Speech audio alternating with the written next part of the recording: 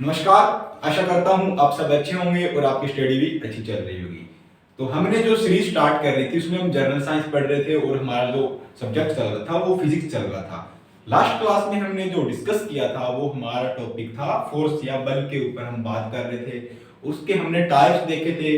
फिर उसके बाद हमने देखा था कि फ्रिक्शन या घर्षण क्या होता है, कितने टाइप के घर्षण होते हैं और घर्षण या फ्रिक्शन का हमारी डेली लाइफ में क्या यूज है। फ्रिक्शन ना होने पे क्या फर्क पड़ेगा, अगर फ्रिक्शन किसी चीज में ज्यादा होगा तो क्या फर्क पड़ेगा। ये सब चीजें हमने लास्ट क्लास में अभी तक डिस्कस की थी। उसी को हम कंटिन्यू करते हुए कुछ फोर्स या बल के कुछ पार्ट डिस्कस करेंगे। आज हम जो डिस्कस करेंगे वो देखेंगे कि सेंट्रीपिटल फोर्स और सेंट्रीफ्यूगल फोर्स क्या होता है, मतलब अभिकेंद्रीय बल और अपकेंद्रीय बल क्या होता है, इनका क्या यूजेज है और कहां पे हमें ये डेली लाइफ में देखने को मिलते हैं। तो मैं आपको पहले दिन ही बताया था कि जो भी कैंडिडेट अगर किसी चीज की प्रिपरेशन कर रहे हैं, किसी भी एग्जाम की, तो वो ज्यादा से ज्यादा वीडियो को शेयर करें और ज्यादा से ज्यादा अपने उसके कमेंट के थ्रू बताएं कि आपको कहां पे दिक्कत है और आपके जो डाउट है उसमें पूछे। अगर आप ज्यादा से ज्यादा देखोगे क्लास, ज्यादा से ज्यादा वीडियो शेयर करोगे तो एक मोटिवेशन आएगा हमें भी, जिससे हम आपको और ज्यादा से ज्यादा अच्छे से अच्छा कंटेंट देने की कोशिश करेंगे। तो मैं उम्मीद करता हूं कि आपको ये सब जो पढ़ा रहा हूं वो अच्छे से समझ में आ रहा है। और आज का हम टॉपिक डिस्कस करेंगे जो स्टार्ट करने वाले हैं कि फोर्स को आगे कंटिन्यू करेंगे, जिसमें हम बात कर रहे हैं कि अभिकेंद्रीय बल और अपकेंद्रीय बल क्या होता है और हमें ये डेली लाइफ में कहां देखने को मिलेगा। आपने बहुत बार नोटिस किया होगा जब अपन क्या करते हैं कि किसी चीज को जब क्या होता है कि आपने बचपन में या बहुत पहले किया होगा कि एक पत्थर लिया होगा और उसको रस्सी से बांधा होगा। रस्सी से बांध के जब उसको ऐसे गोल गोल घुमाते हैं तो क्या करता है, पत्थर क्या करता है, वो बाहर की तरफ भागने की कोशिश करता है। किधर भागने की कोशिश करता है? बाहर की तरफ भागने की कोशिश करता है। और वो ऐसे इतना मतलब इतना टेंशन आ जाता है उस पर, कितने इतना तनाव आ जाता है उस रस्सी में कि जैसे वो अभी टूटेगी और पत्थर बाहर की तरफ भागेगा। तो उसमें एक फोर्स लगता है, ठीक है, और हम उसको रस्सी को पकड़ रखा है और उसको पत्थर को हमारी तरफ खींच के रखा है और उसको एक वर्ताकार पथ पे घुमा रहे हैं, मतलब एक सर्किल पथ पे उसको घुमा रहे हैं। तो वो कोई एक डिस्टेंस से घूम रहा होगा, क्योंकि पत्थर और हमारे हाथ के बीच में एक डिस्टेंस भी तो होगी ना। जैसे यहां चिंटू खड़ा है, देखो ध्यान से देखना, इस चिंटू के हाथ में एक रस्सी है, ठीक है, और यहां चिंटू ने एक पत्थर बांध रखा है इस रस्सी के। तो ये जो पत्थर घूम रहा है कहां, इस कोई एक वर्ताकार पथ पे से घूम रहा है, मतलब गोल गोल घूम रहा है ऐसे।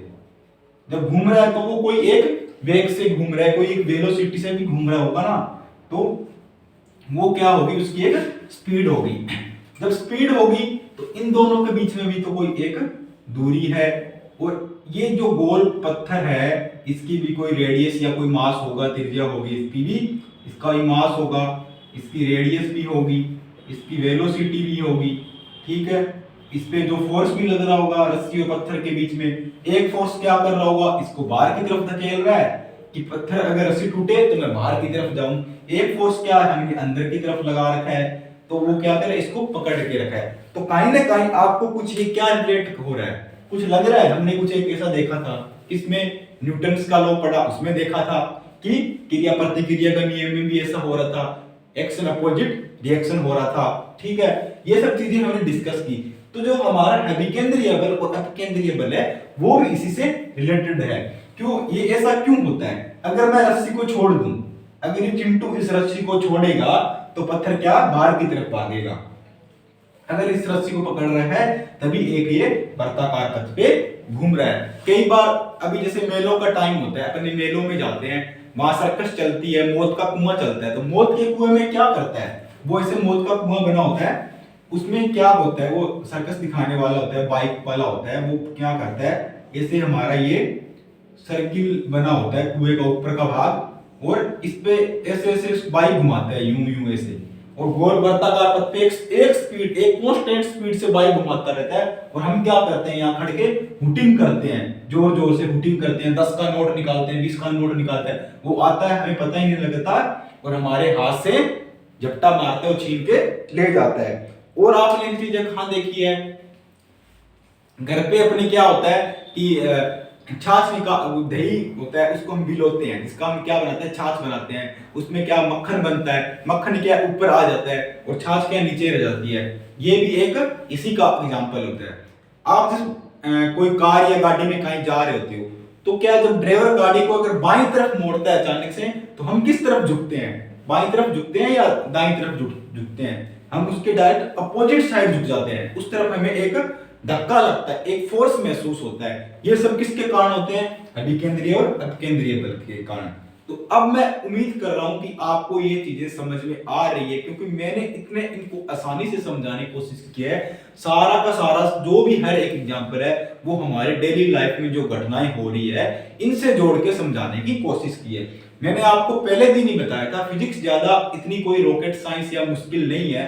अगर आप इनको अपनी डेली लाइफ से जोड़ के पढ़ोगे, हर चीज डेली लाइफ से डिस्कस करोगे, रिलेट करोगे, तो आपको बहुत जल्दी समझ आएगी। और इसके बहुत सारे एग्जांपल है जो मैं आपको अभी बताता हूं। जैसे पहले बात करें अभिकेंद्रीय बल की। अभिकेंद्रीय बल कौन सा होता है हमारा, और जिसको हमको क्या बोलते हैं इंग्लिश के अंदर, सेंट्रीपिटल फोर्स। क्या बोलते हैं, सेंट्रीपिटल फोर्स। तो हेडिंग डालो, अगर जो कैंडिडेट अपने नोट्स नहीं बना रहे हैं वो नोट्स जरूर बनाए, क्योंकि नोट्स बहुत इंपॉर्टेंट है, हैंड रिटन नोट्स बहुत ज्यादा इंपॉर्टेंट है, बहुत ज्यादा इंपॉर्टेंट है। जब आप पढ़ोगे तो आपके नोट्स ही आपके काम आएंगे। अभिकेंद्रीय बल, ठीक है, जिसको हम इंग्लिश में क्या बोलते हैं, centripetal force. Centripetal force, centripetal force. अभिकेंद्रीय बल क्या होता है, जब कोई पिंड मतलब कोई एक वस्तु किसी वर्ताकार पथ पे, मैं बोलता हूं आप लिख लेना, जब कोई पिंड या कोई वस्तु एक समान चाल v वेलोसिटी और त्रिज्या r से किसी वर्ताकार पथ पे गति कर रही है, तो उस समय एक त्वरण या एक्सेलरेशन उत्पन्न होता है। मैं बताया था कि ये एक पिंड है या गोल पहिया मान लो, ये कोई एक वर्ताकार पथ पे गति कर रही है, तो इसका क्या है, ये रेडियस, यहां से रेडियस होगी, और ये जैसे यहां एक v वेलोसिटी ऐसे, ठीक है, v वेलोसिटी से ऐसे क्या कर रही है, गति कर रही है, वर्ताकार पथ पे गति कर रही है।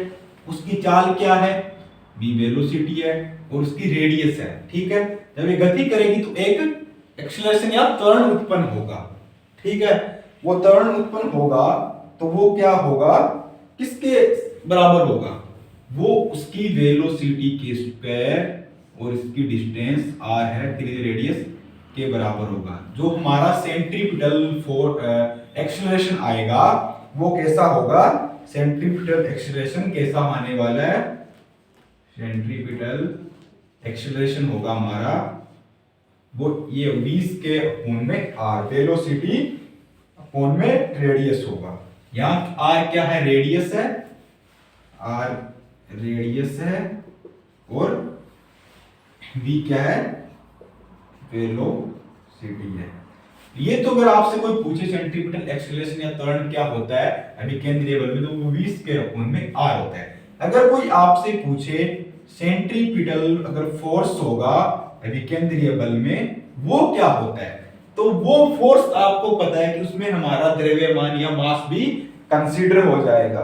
जब मास कंसीडर हो जाएगा तो वो क्या होगा, m अपोन में 20 के अपोन में r हो जाएगा, क्योंकि मास के अंदर द्रव्यमान भी तो आता है, m इंटू 20 के अपोन में r हो जाएगा, ठीक है। त्वरण की दिशा में लगातार बदलती रहती है, त्वरण की दिशा क्या होगी, जो उत्पन्न होगी उसकी दिशा लगातार क्या रहेगी, बदलती रहेगी, और ये न्यूटन के गति के द्वितीय नियम के अनुसार सब कुछ होता है। अब जो अभिकेंद्रीय बल क्या होता है, वो इस जो कि इसको अंदर की ओर इनवर्ड फोर्स होता है, हमारा इनवर्ड फोर्स होता है, अंदर की ओर जो बल लगता है वो क्या होता है, अभिकेंद्रीय बल। मतलब कार है, कार का पहिया घूम रहा है, जब घूमता है तो हम कार को मोड़ते हैं किसी एक तरफ, तो उस पे एक फोर्स लगता है, वो क्या पहिया क्या है, बाहर की तरफ भागना चाहता है। आपने देखा होगा जब किसी व्हीकल का पहिया निकलता है चलती हुई गाड़ी में, तो वो पहिया किधर भागता है, हमेशा गाड़ी के अंदर की तरफ थोड़ी आता है, अंदर की तरफ थोड़ी आता है, उस साइड थोड़ी आता है, वो हमेशा बाहर की तरफ भागता है, रोड की दूसरा जो भारी किनारा होता है उसकी तरफ भागने लगता है। जब पत्थर घुमाते हो आप रस्सी से बांध देते, पत्थर छोड़ते तो वो अपने ऊपर नहीं आता, वो हमेशा बाहर की तरफ भागता है।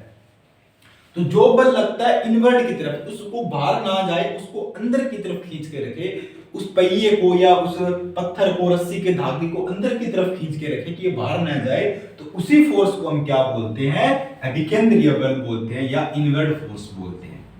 उम्मीद कर रहा हूं आपको चीजें समझ में आ रही है। ये हमारा क्या होता है, अभिकेंद्रीय बल होता है, जो कि जिसको हम सेंट्रीपिटल फोर्स बोलते हैं, कि इसको अंदर की तरफ खींच के रखता है कि ये बाहर ना जा सके। और अभिकेंद्रीय बल जो उत्पन्न होगा, अभिकेंद्रीय बल फोर्स होगा हमारा, वो क्या होगा, F बराबर m into v square upon में r होता है। क्योंकि m यहाँ क्यों आया, कि फोर्स के अंदर हमेशा मास होता है, इंक्लूड होता है, द्रव्यमान इंक्लूड होता है, तब ये हमारा यहाँ पे क्या आया है, m आया है। और मैं आपको कुछ एग्जांपल दूं, तो इसमें जब मौत का कुएं का मैंने बता दिया, और इसका मैंने बता दिया, पत्थर की डोरी से बांधने वाला बता दिया, ये सब इसके बेसिक एग्जांपल है। इलेक्ट्रॉन नाभिक के चारों ओर घूमते हैं, किसके कारण घूमते हैं, अभिकेंद्रीय बल के कारण घूमते हैं, क्योंकि नाभिक एक फोर्स लगाता है जिसने इलेक्ट्रॉन को अपनी तरफ एक बॉन्डिंग से बांध के रखता है। अब दूसरी बात करें, जो हमारा फोर्स होगा, अब केंद्रीय बल क्या होता है, या सेंट्रीफ्यूगल फोर्स कौन सा होगा, सेंट्रीफ्यूगल फोर्स कौन सा होगा। अब हमारे पास होगा अपकेंद्रीय बल, ठीक है। अब हमारा सेंट्रीफ्यूगल फोर्स होगा, सेंट्रीफ्यूगल फोर्स जो क्या होगा, अपकेंद्रीय बल होगा हमारा, क्या होगा, अपकेंद्रीय बल। अपकेंद्रीय बल हमारा क्या होगा, जब हमने बात की थी, जो हमारा कोई ऑब्जेक्ट था, कोई वस्तु थी, कोई पिंड थी, जो किस तरफ आ रहा है, हम जिसको अंदर की तरफ बांध के रखते हैं, अंदर की ओर जो फोर्स लगता है, वो तो हमारा अभिकेंद्रीय बल हो गया, सेंट्रीपिटल फोर्स हो गया। और जो फोर्स बाहर की तरफ लग रहा है, उस पहिए को बाहर की तरफ ले जा रहा है व्हीकल के, या उस पत्थर को बाहर की तरफ धकेल रहा है, बाहर फेंक रहा है, वो हमारा कौन सा फोर्स हो जाता है, जो मतलब आउटवर्ड फोर्स होता है ना हमारा, या आउटसाइड फोर्स लग रहा है, जिसको हम बाहर की तरफ जो फोर्स लग रहा है, आउटसाइड फोर्स लग रहा है, आउटसाइड फोर्स होता है, वो हमारा कौन सा हो जाएगा, अपकेंद्रीय बल हो जाएगा। जब भी चलती हुई गाड़ी का पहिया निकलेगा, वो बाहर की तरफ भागेगा, डोरी को छोड़ोगे पत्थर बाहर की तरफ जाएगा। तो ये दोनों बल एक दूसरे के अपोजिट है।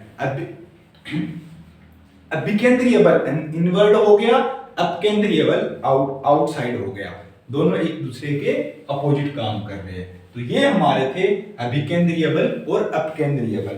तो उम्मीद कर रहा हूं आपको समझ आए होंगी, क्योंकि इसमें ज्यादा कुछ लिखाने का था नहीं। बहुत सारे कैंडिडेट का ये कंफ्यूजन रहता है कि अभिकेंद्रीय बल कौन सा होता है, अपकेंद्रीय बल कौन सा होता है। अभिकेंद्रीय बल, अभी मतलब अभिकेंद्रीय बल, जो अभी लग रहा है किसकी ओर, केंद्र की तरफ लग रहा है, मतलब अंदर की तरफ बल लग रहा है, उसको अंदर की ओर खींच रहा है।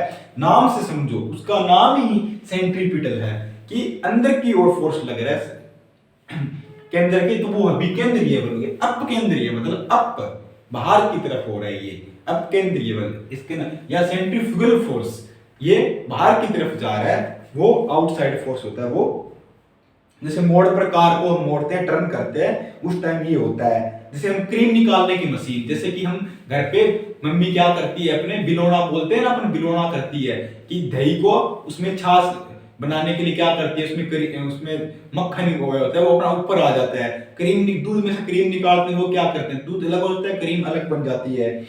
ड्राई क्लीनिंग करते हैं, वो भी इसी तरह होता है। ये सब क्या है, इसी के एग्जाम्पल है अपकेंद्रीय बल के। अब एक छोटा सा फोर्स और है, वो आपने डेली लाइफ में आपने देखा होगा, जिसको आप क्या बोलते हो, टॉर्क बोलते हो। टोरक मतलब, टोरक नाम सुना है? बल आघूर्ण, सुन, बल आघूर्ण, बल आघूर्ण, इसका मतलब क्या होता है? बल आघूर्ण, ये क्या होता है? बल आघूर्ण क्या होता है? Momentum of force. क्या होता है? मोमेंटम ऑफ फोर्स, और क्या होता है? टोरक। इसमें क्या होता है, ये आप अपने डेली लाइफ में कहां पे देखते हो? जब आपके हमारे दरवाजे होते हैं, उसमें क्या होता है? हमारे दरवाजे के उसमें जो हमारे हत्था लगा होता है गेट खोलने का, वो कहां होता है? बिल्कुल जैसे ये दरवाजा होता है, ये दरवाजे का पार्ट है, मान लो एक, दूसरा पार्ट ये है। तो हमारे यहाँ वो ये जो उस पे लगे हैं, पेच लगे हैं, वो दीवार के पास लगे होते हैं, बिल्कुल ऐसे ना, इसके टच होते हैं ऐसे। और हमारा हत्था एक यहाँ होता है, एक हत्था यहाँ होता है, दोनों का अलग अलग। तो हम इनको ऐसे खोलते हैं, तो कितना बल लगता है? ज्यादा फोर्स नहीं लगता है। अगर इन्हीं हत्थों को हम यहाँ पे लगा दें, बिल्कुल इन पेच के पास, ये जो पेच लगे हैं, स्क्रू लगे हैं, बिल्कुल यहाँ लगा दें इन हत्थों को, यहाँ से उठा के यहाँ, तो दरवाजा अगर हम गेट खोलेंगे, तो गेट खोलने में हमें ज्यादा बल लगाना पड़ेगा, कम लगाना पड़ेगा? आप कभी ट्राई करके देखना। कोई भी चीज बल आघूर्ण के जैसे हो रहा है, ये यहाँ पे रोटेट हो रही है, उन रोटेशन के पास अगर आपको यहाँ से धक्का दोगे तो क्या होगा? ज्यादा फोर्स लगेगा, कम लगेगा? अगर इन पे ये हत्थे हैं, इनको आप यहाँ शिफ्ट कर दोगे, यहाँ शिफ्ट कर दोगे, तो हमेशा आपको ज्यादा बल लगाना पड़ेगा, ज्यादा फोर्स लगाना पड़ेगा। जितना ये इससे दूर होंगे इस पेज से, इन पेज से, उतना ही आपको कम फोर्स लगाना पड़ेगा।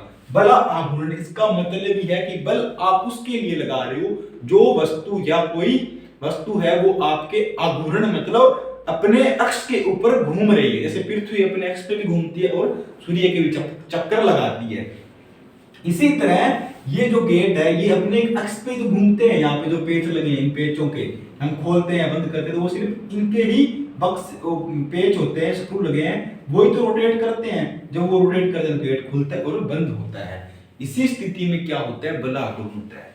इसको हम क्या बोलते हैं? टॉर्क बोलते हैं या बल आघूर्ण बोलते हैं। ये क्योंकि ये डिपेंड करता है कि आपका जो फोर्स लग रहा है वो इससे कितनी दूरी पे है और कितना इस पे फोर्स लग रहा है। अगर ज्यादा पास में होगे तो फोर्स आपको ज्यादा लगाना पड़ेगा, और दूर हो गए तो फोर्स दूर लगाना पड़ेगा। अगर आपको पूछे ये जो बल आघूर्ण है इसका फॉर्मूला क्या होगा, आपसे पूछे कि बल आघूर्ण का फॉर्मूला क्या होगा, तो बल आघूर्ण में आपके फॉर्मूले में क्या आएगा? पहले तो आप क्या लगा रहे हो? एक फोर्स लगा रहे हो, मतलब एक बल लग रहा है, ठीक है? वो बल लग रहा है तो वो क्या होगा? इसके मल्टीप्लाई होगा या नहीं होगा? क्योंकि वो इसके साथ लग रहा है, तो वो क्या होगा? एक बल मल्टीप्लाई भी होने वाला है।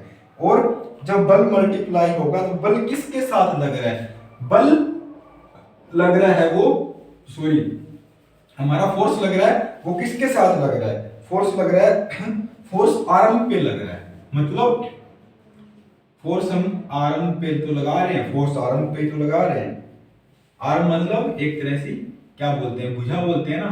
तो ये हम किसके लिए? ये इसकी साइड तो है एक तरह से, फोर्स आर्म ही है, तो इस पे तो हम फोर्स लगा रहे हैं, तो इसको हम क्या बोलते हैं? बल बाहु बोलते हैं, बल बाहु। ये इसका फॉर्मूला है। मतलब जो आपका फोर्स लग रहा है बल आघूर्ण पे, वो किस पे लग रहा है? वो आपका फोर्स लगने वाला किस पे है? किस पे लग रहा है? मैं आपको बताता हूं। बल द्वारा एक पिंड को एक अक्ष के प्रति घुमाने की प्रवृत्ति को क्या बोलते हैं? बल आघूर्ण।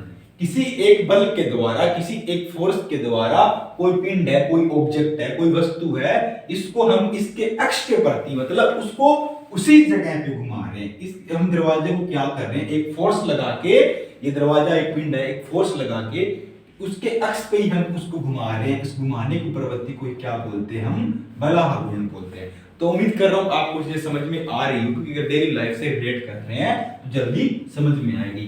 किसी एक बल द्वारा किसी पिंड को उसके अक्ष की प्रवृत्ति पर घुमाने की प्रक्रिया को क्या बोलते हैं? बल आघूर्ण ही बोलते हैं। ठीक है, बल आघूर्ण ही बोलते हैं। और अगर ये क्या होता है? लंबवत दूरी के ये बल भाव क्या है? ये जो फोर्स लग रहा है वो फोर्स, ये तो हमारा फोर्स है जो इस पे हम लगा रहे हैं, और ये इसकी लंबवत दूरी है। तो बल, ये बला गुण क्या होता है, बल इंटू और उसकी लंबवत दूरी होती है वहां से जहां फोर्स लग रहा है उसका गुणनफल होता है। बल इंटू बल भाव का क्या होता है, ये गुणनफल होता है। मतलब ये यहाँ जब ये जो लगा होता है हमारा पकड़ने का हत्था, और इससे इसकी दूरी के बीच की हमारी क्या होती है, ये लंबवत दूरी है, इसके बीच में क्या होता है, बला होता है। जैसे जैसे ये लंबवत दूरी है यहाँ हत्थे की और अक्ष की अगर कम होगी तो हमें फोर्स ज्यादा लगाना पड़ेगा, हमें ज्यादा फोर्स लगेगा, और जैसे जैसे ये दूरी बढ़ेगी इस अक्ष से तो हमें फोर्स क्या लगाना पड़ेगा, कम लगाना पड़ेगा। ठीक है, तो इसी चीज पे ये चीजें डिपेंड करता है। और इसका सही मात्रक क्या होता है, न्यूटन मीटर होता है। न्यूटन, आपसे पूछ ले कि बल आघूर्ण का सही मात्रक क्या होता है, न्यूटन मीटर होता है। टॉर्क का सही मात्रक न्यूटन मीटर होता है। तो आप इस तरह इसको समझ सकते हो, उतार सकते हो, नोट कर सकते हो, और मैंने बोला उसे अपने नोट्स में लिख सकते हो, क्योंकि ये चीजें ज्यादा समझाने की थी। जैसे अपन क्या होता है, अपने मम्मी तो आजकल अपनी नहीं पीसती है, मम्मी तो क्या मिक्सी यूज करती है। अपन आपने दादी को देखा होगा, अपनी दादी क्या करती पहले के जमाने में, घर पे एक आटा पीसने की चक्की होती थी हाथ वाली, जिसमें क्या होता था, ये एक गोल उस पे पार्ट बना होता, उसके ऊपर एक दूसरा गोल पार्ट होता था, यहाँ पे एक लोहे का वो लगा होता था, नट लगा होता था। तो इससे हमारा जो दादी जब घुमाती थी तो उसके यहाँ क्या हत्था होता था इस पार्ट के, तो वो हत्था क्या दूर होता था इससे, जितना हत्था दूर होता था इस सेंटर से उतनी चक्की आसानी से घूमती थी। तो दादी क्या है, यहाँ पे एक हत्था लगाती, इसको पकड़ के और इसको ऐसे ऐसे घुमाती थी, और हम ऊपर से गेहूं या तो उससे पीसने वाली चीज डालते थे, चना, वो उसका आटा बन के नीचे की तरफ ऐसे निकलता था। वो भी इसी का ही कारण है, इसका बल आघूर्ण था, क्योंकि इस सेंट्रल से हमारा यहाँ जो हत्था लगा पकड़ने का वो काफी दूर होता था, वो आसानी से हम घुमा सकते थे। पानी निकालने वाले हैंडपंप होते हैं, उनमें क्या होता है कि हत्था काफी हम लंबा रखते हैं। पानी निकालने हैंडपंप से क्या रखते हैं, जैसे ये नल होता है, तो यहाँ उसका इतना थोड़े रखते हैं, ज्यादा फोर्स लगेगा, हम क्या करते हैं, बड़ा हत्था रखते हैं, ऐसे काफी बड़ा हत्था रखते हैं। वो किस लिए करते हैं कि हमें कम से कम फोर्स लगाना पड़े और पानी हमारा इसमें से ऐसे निकलता रहे। ये सब चीजें हम बलागुण के कारण ही करते हैं। कुम्हार जब चाक घुमाता है और लकड़ी फंसाने का हत्था होता है, वो भी थोड़ा काफी दूर रखता है उसे घुमाने वाला। तो ये सब एग्जाम्पल थे बलागुण के। तो मैं उम्मीद करता हूं आपको ये चीजें आज वाली समझ में आई। थोड़ी सी डिफिकल्ट है, बट थोड़ा अगर आप उसको ध्यान से समझोगे, दिमाग से और डेली लाइफ से रिलेट करोगे तो आपको चीजें जरूर समझ आएगी। पहले हमने क्या देखा, अभिकेंद्रीय बल और अपकेंद्रीय बल। अभिकेंद्रीय बल मतलब इनवर्ड फोर्स, जो कि अंदर की तरफ फोर्स लग रहा है, वो अभिकेंद्रीय बल हो गया।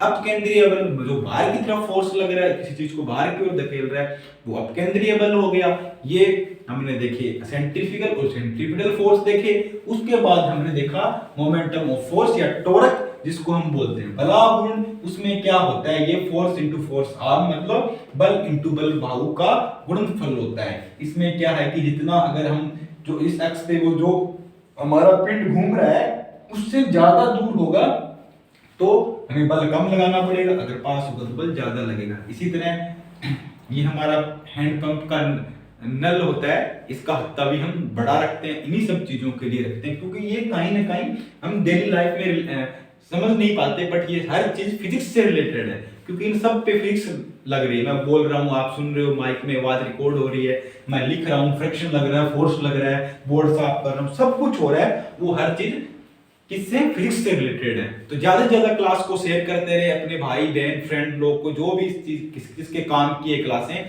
9, 10, 12, 11th वाला, कॉलेज वाला, स्कूल वाला, कोचिंग वाला, या किसी तरह का प्रिपरेशन कर रहा है, सबको अगर ज्यादा से ज्यादा शेयर करें, आपके लिए काफी यूजफुल होने वाली है। कल मिलते हैं एक नई क्लास में एक नए टॉपिक के साथ। धन्यवाद, जय हिंद।